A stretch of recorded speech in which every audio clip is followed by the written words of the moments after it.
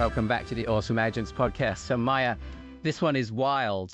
The Pentagon has basically summoned Dario Amodei for what officials are calling an ultimatum meeting. Yeah, and I want to be clear about the stakes here. This is not a routine contract negotiation. Defense Secretary Hegseth is threatening to label Anthropic a supply chain risk. That is a designation normally reserved for foreign adversaries like Huawei. Okay, so walk me through what that actually means in practice. If they slap that label on Anthropic, what happens? Every single company that does business with the Pentagon would have to certify that they do not use Claude anywhere in their operations. And Anthropic says 8 out of the 10 largest US companies already use Claude. So you are talking about a logistical nightmare across corporate America. That is a massive hammer to swing.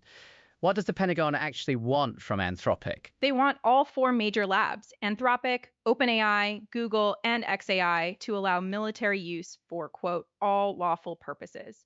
That includes weapons development, intelligence collection, battlefield operations, the full spectrum. And the other labs are going along with this? Okay, mostly yes. xAI agreed to full access at any classification level. OpenAI and Google are negotiating, but showing flexibility. Anthropic is the holdout. They have 2 red lines they will not cross. Which are? No mass surveillance of Americans and no fully autonomous weapons that operate without a human in the loop. They have signaled they will loosen other restrictions, but those 2 are non-negotiable. I mean, those sound like pretty reasonable lines to draw. What is the Pentagon's argument against that? Their CTO, Emil Michael, frames it as a question of democratic legitimacy. His argument is that Congress writes the laws, agencies write the regulations, and companies comply. He says it is not democratic for a private company to impose its own restrictions above what the law requires.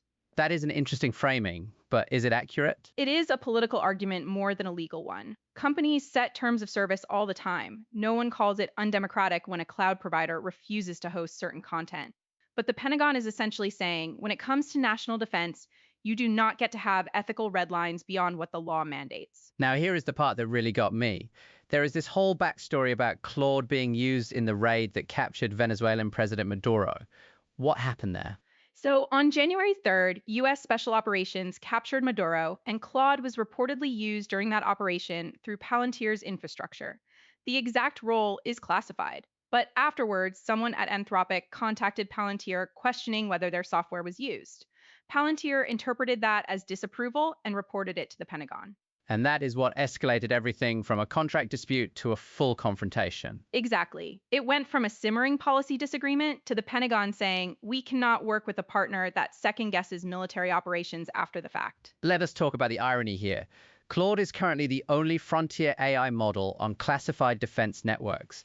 If they push Anthropic out, what do they actually use instead? Nothing, at least not immediately. That is the leverage Anthropic has, and honestly, it is significant.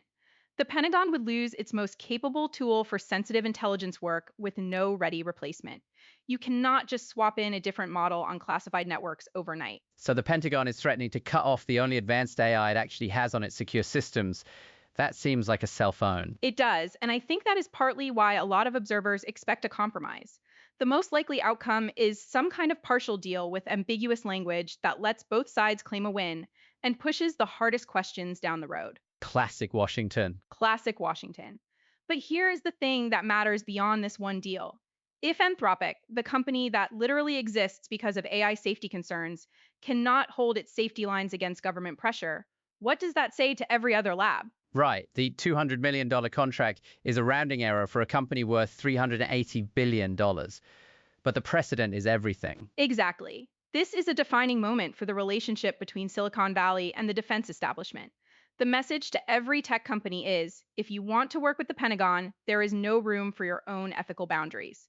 The government decides the limits, not you. Do you think Amodei holds the line on Tuesday? I think he holds the 2 red lines, but gives ground on almost everything else.